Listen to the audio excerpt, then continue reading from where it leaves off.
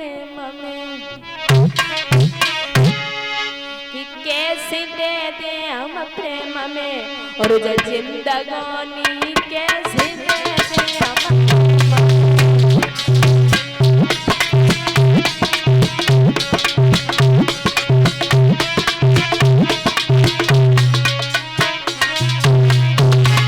सुदेव जी तुम्हें नहीं मालूम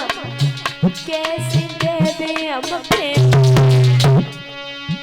कैसे दे दे हम प्रेम में जो जिंदगानी कैसे दे दे हम प्रेम में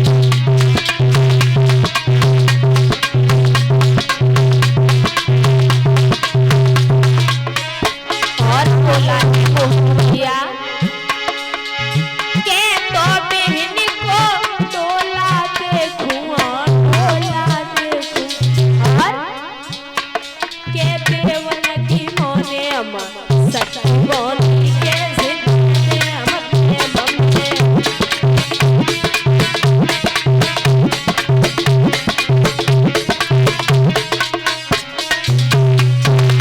जवाब दिया है वसुदेव जी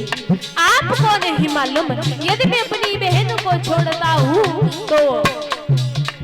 मेरा काल सामने नजदीक आने वाला है मैं अपनी बहन को नहीं छोड़ सकता और तुम्हें नहीं मालूम तो बात सुनो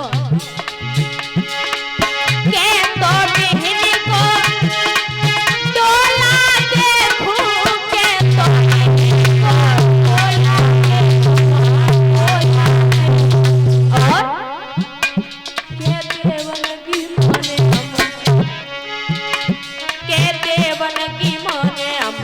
सत्यवानी कैसे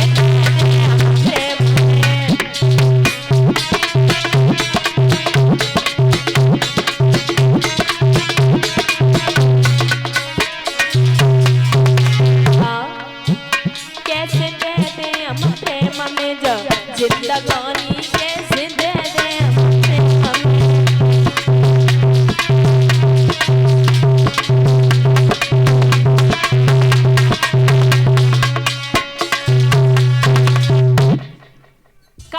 वसुदेव जी में अपनी बहन को नहीं छोड़ सकता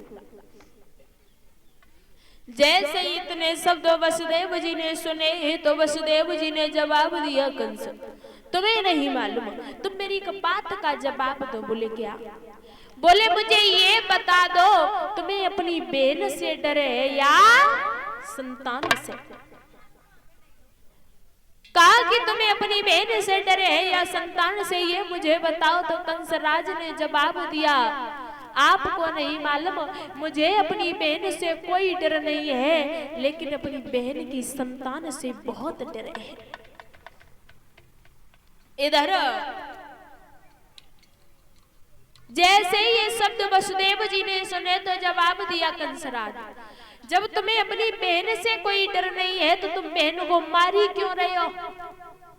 तुम्हें जब डर संतान से है तो तुम एक काम करो बहन को छोड़ दो लेकिन जो तुम्हारी बहन के गर्भ से संतान पैदा होगी मैं तुम्हें समर्पण कर दूंगा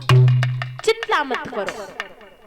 जैसे इतने शब्द सुने उसी समय आज कंसराज ने बहन देवकी को तो छोड़ दिया और जब छोड़ा है देवकी को तो कहा है कि आपको नहीं मालूम मुझे लगता है कि तुम मुझे संतान वापस नहीं दोगे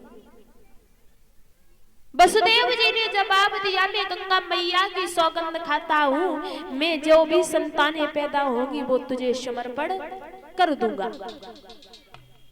उसी समय बहन को छोड़ा है तो आज धीरे धीरे जब समय गुजरता चला गया समय के अनुसार समय जब बीता है तो देवकी के गर्भ से एक बालक ने जन्म लिया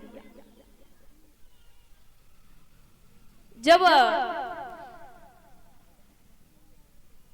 बालक ने जन्म लिया है तो आज उसी समय बहन देवकी ने देखा बहन देवकी मन में विचार कर रही है कि बालक ने तो जन्म ले लिया लेकिन अब मेरा भैया इसे जीवित नहीं छोड़ेगा इधर जब सोच रही है बहन, वसुदेव जी ने देखा, वसुदेव जी ने हाथों से बच्चे को लिया है, जाकर के कंसराज को दे दिया। जब कंसराज को दिया है तो उसी समय कंसराज ने जैसे ही उस बेटे को देखा, मन में विचार करने लगा कि ये बालक तो पहला है, इसने मेरा कुछ नहीं बिगाड़ा, इसे मैं वापस कर दूंगा। वापस कर दिया, कह दिया वसुदेव जी आपको नहीं मालूम है मेरा काल तो 8वां पुत्र है, मैं इसे नहीं मार सकता। जैसे ही वापस किया वसुदेव जी देवकी के पास में पहुंचे। देवकी ने जब देखा है अपने बच्चे को तो देवकी बहुत खुश हुई है, अपने भाई को दुआएं देने लगी, कहने लगी भैया तेरी हजारों साल की उम्र हो जो तूने मेरे इस बच्चे को छोड़ दिया। इधर जब दुआएं दे रही है तो तब तक कंसराज की सभा में बाबा नारद का पदार्पण हो जाता है। बाबा नारद का जब पदार्पण हुआ है तो उसी समय बाबा नारद सभा में पहुंचे तो कंसराज ने